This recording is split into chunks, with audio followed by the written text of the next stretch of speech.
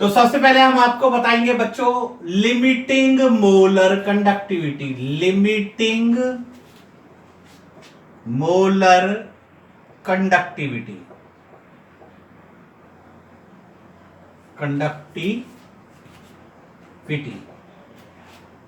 क्या होती है limiting molar conductivity? When concentration approach to zero,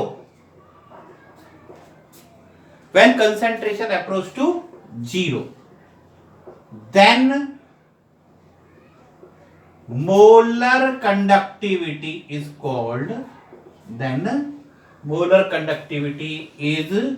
called what?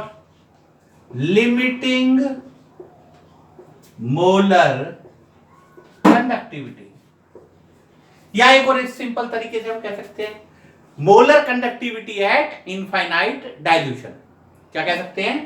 Molar conductivity at infinite dilution. बच्चों पिछली वीडियो में मैंने बताया effect of dilution on molar conductivity of strong electrolyte. इस वीडियो में बताएंगे effect of dilution on molar conductivity of weak electrolyte. तो इस पे वीक इलेक्ट्रोलाइट पे पहले बहुत कई बारी बोर्ड लेवल पे कई बारी क्वेश्चंस आए हैं, ठीक है। तो इस बार भी हालांकि बहुत सीबीएसई में तो कई बारी क्वेश्चंस आए हैं, हरियाणा बोर्ड में भी आए हैं। तो आपको पहले पता होना चाहिए लिमिटिंग मोलर कंडक्टिविटी क्या होती है। लिमिटिंग मोलर कंडक्टिविटी क्या होती है? Molar conductivity at infinite dilution, यानी आपने बहुत सारा पानी डाल दिया तो मोलर इनफाइनाइट डाइल्यूशन हो गया। या when concentration approach to zero, concentration approach to zero का मतलब क्या हुआ कि सॉल्यूशन में सोल्यूट का अमाउंट लगभग नेग्लिजिबल हो गया। और वो लगभग नेग्लिजिबल कब होगा? जब सोलवेंट बहुत ज्यादा हो, यानी कि इनफाइनाइट डाइल्यूशन, ठीक है। ये हो गया लिमिटिंग मोलर कंडक्टिविटी। इस पे एक बहुत अच्छा क्वेश्चन है, मैं पूरा एक्सप्लेन करूंगा। चाहो तो ये आपको नोट्स वगैरह से भी मिल सकता है। प्रोबेबली मैं यूट्यूब चैनल पे अपने हर यूट्यूब चैनल पे नोट्स का भी एक लिंक बनाने वाला हूँ, ठीक है। तो हम आपको बता रहे थे एक एनसीईआरटी का क्वेश्चन है, शायद एनसीईआरटी का तो नहीं, बहुत कॉमन क्वेश्चन है। Why is it impossible to calculate molar conductivity of weak electrolyte by extrapolating graph concentration versus, ठीक है, बाय अंडर रूट कंसेंट्रेशन है versus molar conductivity lambda M. Graph है वैसे lambda M versus under root C. तो पहले हम देखेंगे graph कैसा आता है। यहां पे ले रहे अंडर रूट सी, मैंने पिछली वीडियो में बताया था ये लैम्डा एम हो गया। हम जैसे जैसे पानी डालते हैं कंसेंट्रेशन कम होनी शुरू हो जाती है।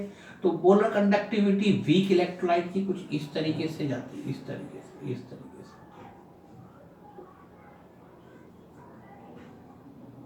ये इस तरीके से ऊपर की तरफ जाती है और लो कंसेंट्रेशन पे ये बहुत ज्यादा, ठीक है, देख रहे हो ना, लो कंसेंट्रेशन। हालांकि एनसीईआरटी तो इसे मिला देती है, मिला सकते हैं चाहो तो, एक लिमिट होगी, ठीक है। तो आप देख रहे हो जैसे जैसे पानी डाल रहे कंसेंट्रेशन कम होती जा रही है। यहां पर कंसेंट्रेशन क्या हो रही है? बहुत कम है और मोलर कंडक्टिविटी बढ़ रही, ठीक है। अब पहले से एक्सप्लेन करेंगे। पहले तो देखो इसमें आना चाहिए ओस्टवाल्ड डाइल्यूशन लॉ। ये आप ओस्टवाल्ड डाइल्यूशन लॉ, ये आपने पढ़ा होगा पिछली क्लास में। Alpha degree of dissociation under root K D, dissociation constant by concentration, ये अल्फा का साइन। तो degree of dissociation is inversely proportional to concentration. Degree of dissociation is inversely proportional to concentration. तो degree of dissociation is inversely proportional to concentration. यानी कि जैसे जैसे आप पानी डालोगे कंसेंट्रेशन कम होगी, डिग्री ऑफ डिसोसिएशन बढ़ेगा। जैसे जैसे आप पानी डालोगे तो क्या होगा, कंसेंट्रेशन कम, डिसोसिएशन बढ़ेगा, आयन बढ़ेंगे, आयन बढ़ेंगे तो क्या होगा, कंडक्टेंस बढ़ेगी, मोलर कंडक्टिविटी बढ़ेगी। ठीक है, so as dilution increase, as dilution increase, ठीक, तो क्या हो रहा है, कंसेंट्रेशन डिक्रीज हो, लिखने की जरूरत ही नहीं है, कंसेंट्रेशन डिक्रीज, तो हम कह सकते हैं degree of dissociation increase and at very low concentration it increase steeply.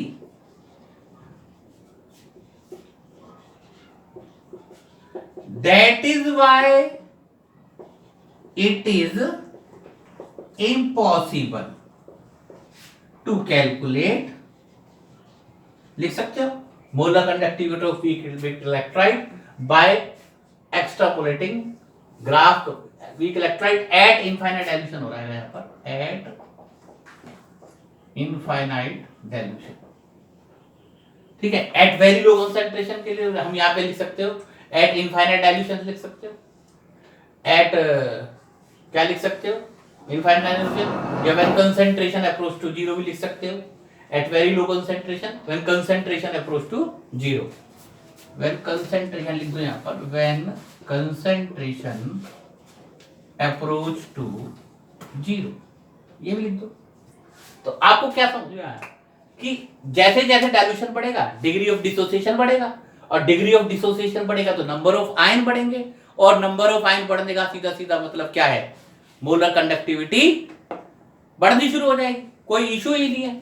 लेकिन जैसे जैसे ये लो कंसेंट्रेशन पे आएगा, at very low concentration, at infinite dilution, it increase steeply, एकदम बढ़ जाती है, शार्पली बढ़ जाती है। अच्छा, हम इसको एक दूसरे तरीके से आपको इसका दूसरा पहलू बताते हैं। हमें पता है हम वीक इलेक्ट्रोलाइट का स्टडी कर रहे हैं, ये तो आपके लिए, आपको बोर्ड के लिए आंसर हो गया। अब मैं आपको दूसरे तरीके से इलेबोरेट करते हैं। अब आप देख रहे हो वीक इलेक्ट्रोलाइट है, वीक इलेक्ट्रोलाइट का मतलब क्या होता है, जो फुली डिसोसिएट ना, वीक इलेक्ट्रोलाइट हद से हद 5% डिसोसिएट होगा। और ये लॉ क्या कह रहा है कि जैसे जैसे कंसेंट्रेशन कम होगा डिसोसिएशन बढ़ेगा। तो होता ये है कि जैसे जैसे आपने सपोज करो 1 लीटर है, आपने 2 लीटर करा, डिग्री ऑफ डिसोसिएशन 4% हो गया, और 2 लीटर डाला 4.5% हो गया, और 2 लीटर डाला 5% हो गया, और 2 लीटर डालोगे तो कंसेंट्रेशन तो कम होगी, तो डिग्री ऑफ डिसोसिएशन तो बढ़ेगा। ये बढ़ता ही रहता है वीक इलेक्ट्रोलाइट में। क्यों? वीक इलेक्ट्रोलाइट फुली डिसोसिएट होगा नहीं, क्योंकि अगर वो फुली डिसोसिएट हो गया तो उसे वीक इलेक्ट्रोलाइट कौन कहेगा। समझ रहे हैं? तो आप समझने की कोशिश कीजिए कि ये 100% डिसोसिएट होना नहीं है, तो ये क्या इंक्रीज होता रहता है, कंटिन्यूअसली कांस्टेंट नहीं आएगा। आपने और 2 लीटर बढ़ाया और बढ़ गया, और 2 लीटर डाला बढ़ गया, बढ़ता रह रहा है। वैसे इसको अगर टेक्निकली अगर इसे आंसर लिखना बोर्ड लेवल के, तो आप बता देना कि लो कंसेंट्रेशन पे जाके when concentration approach to zero तो it increase steeply. That is why it is impossible to calculate molar conductivity of weak electrolyte at infinite dilution by extrapolating infinite dilution by extrapolating graph concentration versus lambda। ठीक है, अच्छा ये question का answer हो गया। अब ऐसा नहीं है कि वीक इलेक्ट्रोलाइट का कैलकुलेट नहीं कर पाते, वीक इलेक्ट्रोलाइट का कैलकुलेट कर लेते, कोई दिक्कत नहीं है, लेकिन ग्राफ से कैलकुलेट नहीं कर पाते। तो कैसे कैलकुलेट करते हैं, उसके लिए हमारे पास अगला टॉपिक है, उसके लिए हमारे पास अगला टॉपिक क्या है, कोलरेश लॉ। क्या है? तो बच्चों ये आप नोट कर लो, उसके बाद हम इसके बाद हम एक्सप्लेन करेंगे कोलरेश लॉ। ठीक है, नोट तो नोट कर लो और अच्छे से नोट कर लो। अब मैं इसके बाद एक्सप्लेन करूंगा कोलरेश लॉ। अब यह है कोलरेश लॉ, जिसके बेस पे हम एक्सप्लेन करेंगे molar conductivity of weak electrolyte eight infinite dilution, जिसे हम ग्राफ की मदद से एक्सप्लेन नहीं कर पाए थे। क्या है? Limiting molar conductivity of electrolyte is equal to sum of individual contribution of, नोट कर लो इसे, limiting molar conductivity of electrolyte is equal to sum of individual contribution of cation and anion। Basically इससे ज्यादा क्लियर नहीं होती ये चीजें।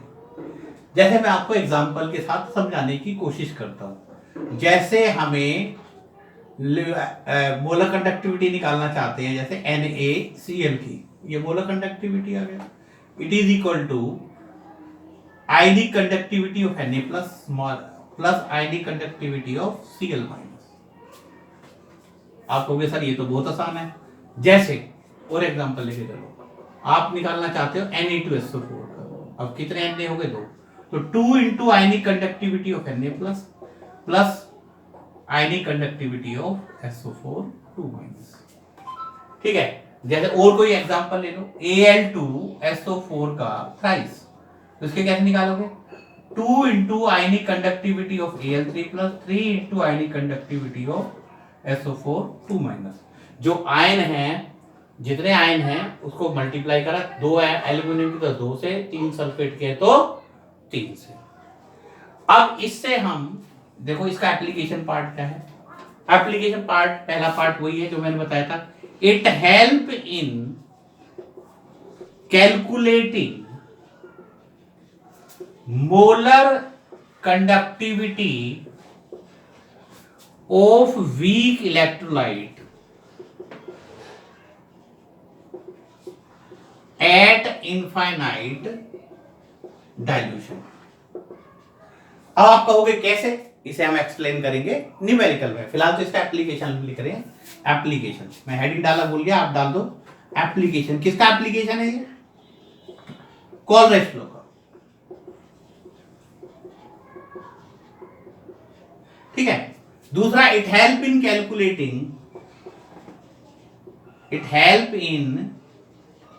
Calculating what? Degree of dissociation. Degree of dissociation alpha. Alpha is equal to lambda MC by lambda M naught. Lambda MC क्या है? Molar conductivity at C concentration. Lambda M naught है molar conductivity at infinite dilution.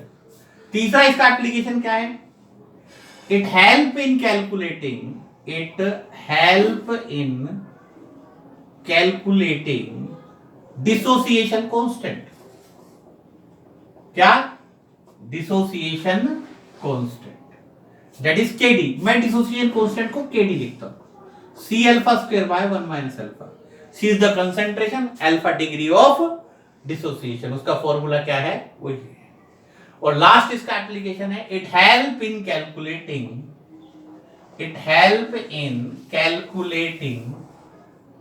What? solubility of sparingly soluble salt। तो इसके 4 application है। पहली application जिसके लिए हम ये पढ़ रहे हैं, molar, it help in calculating molar conductivity of weak electrolyte eight infinite dilution. Degree of dissociation निकालते हैं, डिसोसिएशन कांस्टेंट निकालते हैं। सोल्यूबिलिटी ऑफ स्पेरिंगली क्या होते हैं? जो कम सोल्यूबल होते हैं उन्हें हम क्या कहते हैं? Sparingly soluble. जो कम सोल्यूबल होते हैं उन्हें हम क्या कहते हैं? Sparingly soluble salt. तो इसका ये 4 एप्लीकेशन पार्ट है। अब हम इसको एक एक करके न्यूमेरिकल के पॉइंट ऑफ व्यू से डिस्कस करेंगे। पहले हम कैलकुलेट करेंगे जो हमारी प्रॉब्लम थी, molar conductivity of weak electrolyte eight infinite dilution. ठीक है। इसका बेस्ट क्वेश्चन एक दे रखा है, एनसीईआरटी में दे रखा है, molar conductivity. How can we calculate molar conductivity of H2O? H2O आपको पता है कम डिसोसिएट होता है। H2O को हम कंसीडर कर सकते हैं वीक इलेक्ट्रोलाइट। अब H2O कैसे निकालेंगे? देखो इसके लिए, देखो बात सुनो, H2O में 2 आयन है, एक H प्लस का और एक OH माइनस का। H प्लस का किसी स्ट्रॉन्ग इलेक्ट्रोलाइट में कैलकुलेट कर लेंगे। जैसे हमें पता है HCl एक स्ट्रॉन्ग इलेक्ट्रोलाइट का है, तो हमें H प्लस का यहां से कैलकुलेट कर लेंगे। OH माइनस का कहां से कैलकुलेट करेंगे? NaOH से। तो अच्छा, जब हम H प्लस का HCl से कैलकुलेट करेंगे तो हमारे पास Cl माइनस भी होगा, और OH माइनस का कहां से कैलकुलेट करेंगे? NaOH से। तो ऑब्वियस सी बात है यहाँ पे Na प्लस का भी होगा। और अगर हम इन दोनों को जोड़ देते हैं तो हमारे पास Cl और Na एक्स्ट्रा होगा, अगर हम इन दोनों को फाइनली ऐड करें और उसमें से NaCl को घटा दें तो क्या बचेगा? देखो HCl NaOH, सिंपल तरीके से समझो, उस तरीके से नहीं बता रहा, और NaCl, Na गया Cl गया तो क्या बचा? H2O। ठीक है, तो हम इसको अगर सिंपलीफाई करें तो हम लिख सकते हैं जैसे molar conductivity of H2O, molar conductivity of HCl, molar conductivity of NaOH, molar conductivity of NaCl। और इस आयनिक फॉर्मेट में क्या आ जाएगा? Ionic conductivity of H plus, ionic conductivity of Cl minus, ionic conductivity of Na plus, ionic conductivity of OH minus, ionic conductivity of Na plus minus plus ionic conductivity of Cl minus. तो जब हम इसको सबको add करेंगे तो ये Na वाली term गायब हो जाएगी, Cl माइनस वाली टर्म गायब हो जाएगी, तो क्या बचेगा? H प्लस और OH minus, that is H2O। तो हमारा पैटर्न ही ये होता है कि हम कैसे कैलकुलेट करते। आप इसका आंसर डायरेक्ट ये लिख सकते हो कि जैसे वीक इलेक्ट्रॉन, जैसे एक और एग्जांपल लेके चलो, NaAC। आज हमें तुम इस वीडियो में एक और ज्ञान देते हैं। ये NaAC है क्या? NaAC है CH3COONA।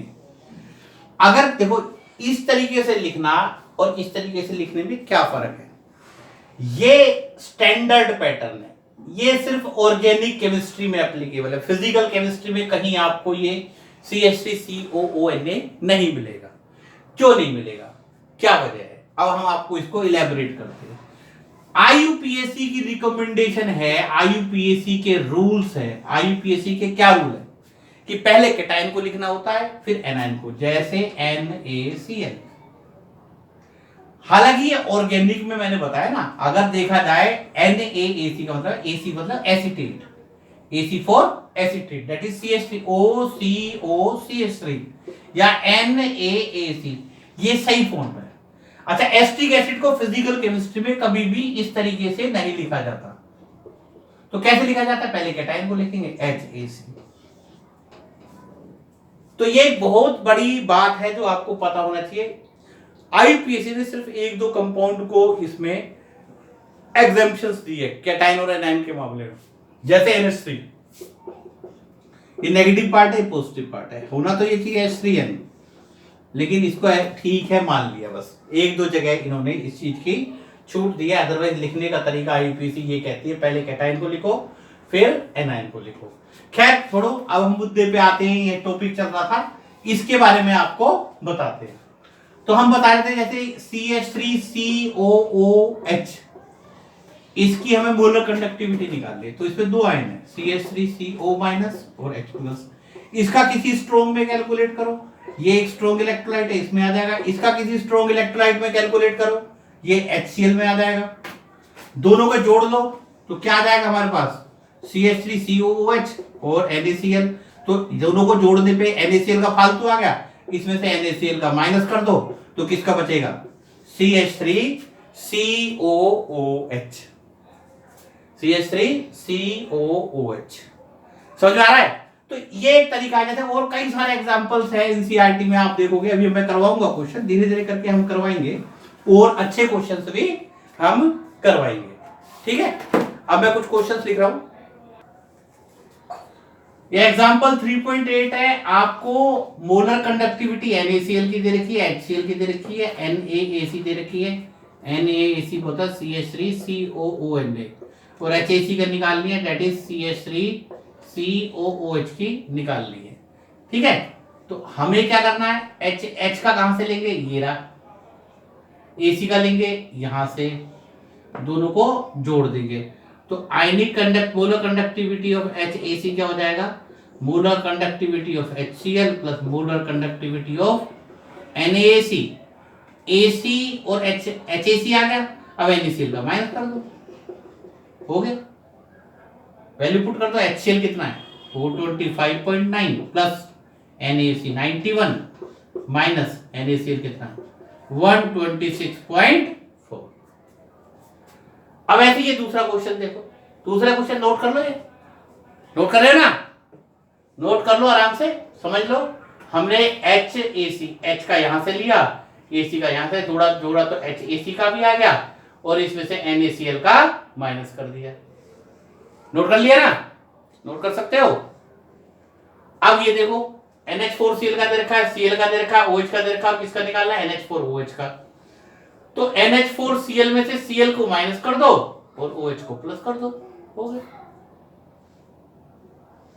NH4Cl में से Cl का माइनस करेंगे तो किसका जाएगा? NH4 का, और OH का प्लस कर दोगे तो किसका जाएगा?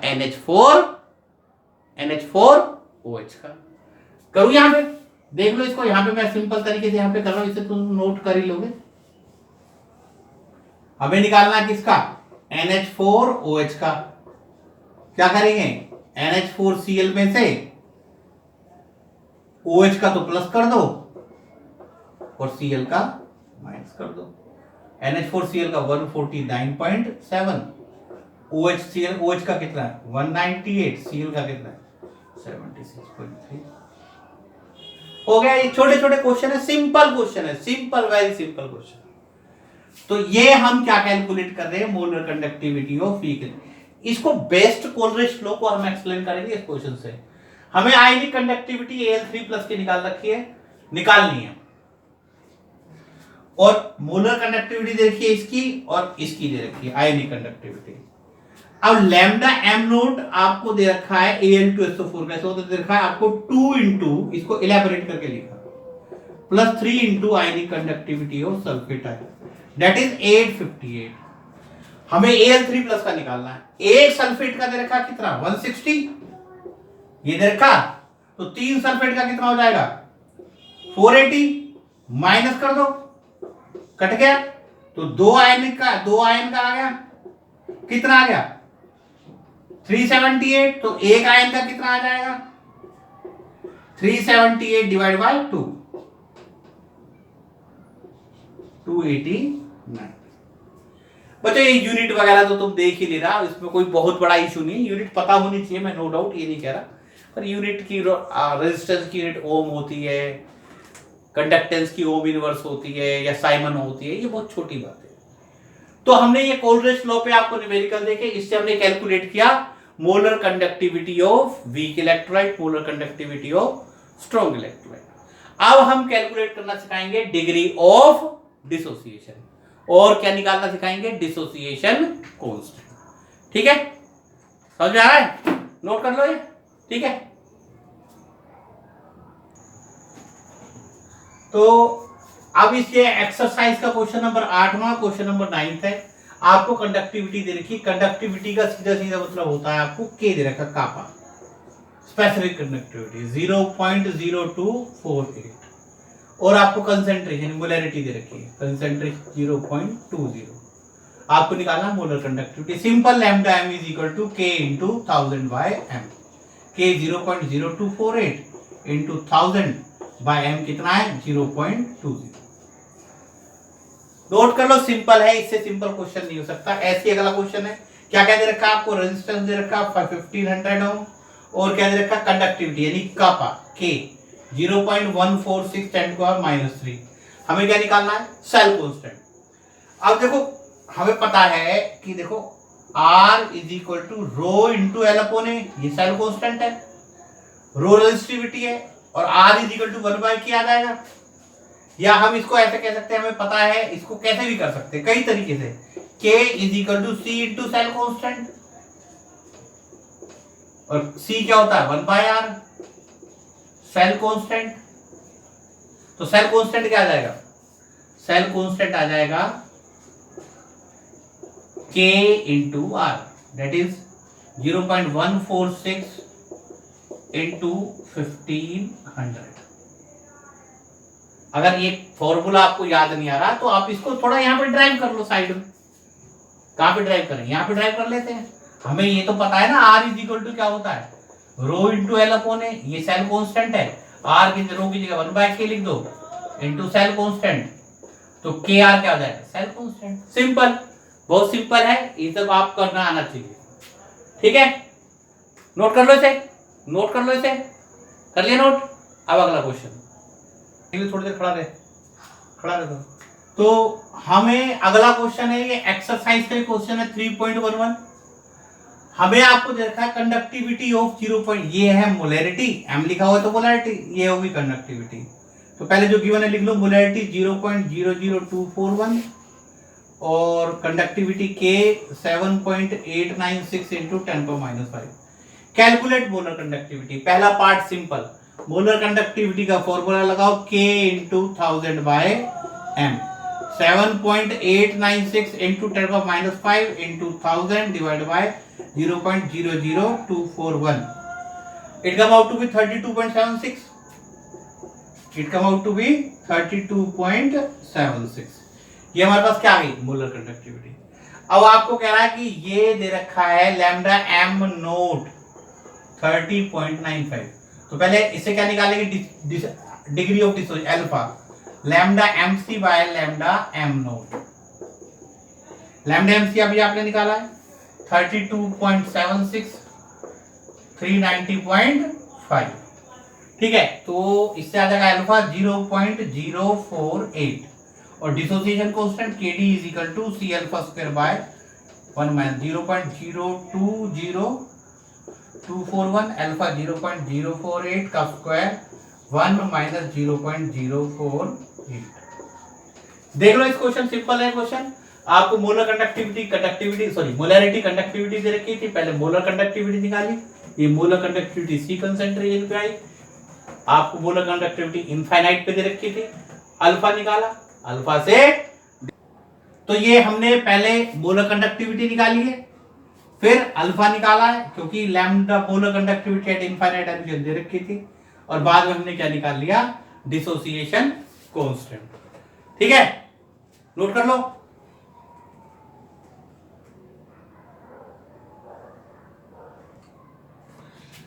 अगला क्वेश्चन सिमिलर है, एग्जाम्पल है। एग्जाम्पल कौन सा है, एक सेकंड रुको मैं बताता हूं। ये एग्जाम्पल है 3.9, एग्जाम्पल 3.9 सिंपल सा एग्जाम्पल है, उस पहले क्वेश्चन की तरह ही है। आपको मोलैरिटी दे रखी है 0.001028 और मोलर कंडक्टिविटी दे रखी है 4.95 10⁻⁵। पहले हम लैम्डा एम सी निकालेंगे, वही K इंटू 1000/m। K कितना है 4.95 10⁻⁵। 1000 कितना आया, m कितना दे रखा है 0.001028, तो लैम्डा एम सी आ जाएगा 48.15। इसे अल्फा निकाल लेंगे कैसे, lambda M naught by lambda M C by lambda M naught. Lambda M C कितना दे रखा है 48.15, लैम्डा एम नोट 390.5, 0.123 और डिसोसिएशन कांस्टेंट वही C alpha square by 1 minus alpha 0.001028 alpha 0.123 का स्क्वायर 1 माइनस 0.123। तो ये बच्चों ये क्वेश्चन रिपीट है, इसे नोट कर लो, सेम क्वेश्चन है। ठीक है, हो गया, तो नोट हो गया ना ये क्वेश्चन, ठीक है, नोट कर लो। रुक जा, इंडेक्स का कौन सा क्वेश्चन है? आप इस क्वेश्चन में आपको मोलर कंडक्टिविटी दे रखा, लैम्डा एम सी दे रखा है, दैट इज 46.1। ठीक, आपको डिग्री ऑफ डिसोसिएशन निकालना और डिसोसिएशन कांस्टेंट, और ये भी आपको गिवन है। सॉरी, इसमें ये lambda N naught 4 HCO minus 54.6 है, इनफैक्ट 54.6 है, 54.6। और आपको आप पहले इन दोनों को जोड़ोगे तो क्या आ जाएगा, आप molar conductivity of HCOOH, that is ionic conductivity of H plus, ionic conductivity of HCOO minus H plus 349.6 plus 554.6 that is 404.2। अब आप पे इनफाइनाइट डाइल्यूशन पे आ गई, मोलर कंडक्टिविटी आपको दे ही रखी थी कितनी, वो दे रखी है 46.1। इससे आप क्या निकाल लोगे, alpha alpha lambda M C by lambda M naught that is 46.1 divide by 404.2, तो इससे अल्फा आ जाएगा 0.114 और बाद में इससे क्या निकाल लेंगे, dissociation constant KD C alpha square by 1 minus alpha C 0.25, alpha कितना दे रखा है 0.114 का स्क्वायर 1 माइनस 0.114। तो बच्चों ये आप देख रहे हो बहुत सिंपल क्वेश्चन है, सिंपल है। इसमें थोड़ा सा ये है कि आपने मोलर कंडक्टिविटी C कंसेंट्रेशन पे ये आपको गिवन है, आयनिक कंडक्टिविटी आपको इनडायरेक्टली दे रखी है, कैटायन की अलग एनायन की अलग, दोनों की जोड़ी तो कंपाउंड की आ गई, उससे अल्फा निकाला और अल्फा से क्या निकाला, अल्फा से हमने निकाल लिया KD। तो ये इंडेक्स कौन सा था, इंडेक्स क्वेश्चन था, क्वेश्चन नंबर 9, इंडेक्स 9, ये आप नोट कर लो, ठीक है, नोट कर लो इसे। अगला क्वेश्चन ये एग्जांपल 5 है, चाहो तो आप ये फिजिक्स का क्वेश्चन है, देखा जाए तो इसमें आपको क्या दे रखा है, रेजिस्टेंस दे रखा है, रेजिस्टेंस दे रखा है कितना 5.55 इंटू 10⁻³ लेंथ ऑफ वायर दे रखी है, लेंथ ऑफ सेल दे रखा है कितना दे रखा है 50 सेंटीमीटर, डायामीटर कितना दे रखा है 1 सेंटीमीटर, तो रेडियस 0.5 सेंटीमीटर, तो area pi R square that is pi 3.14, आर कितना हो जाएगा 0.5 का स्क्वायर 3.14 इंटू 0.25।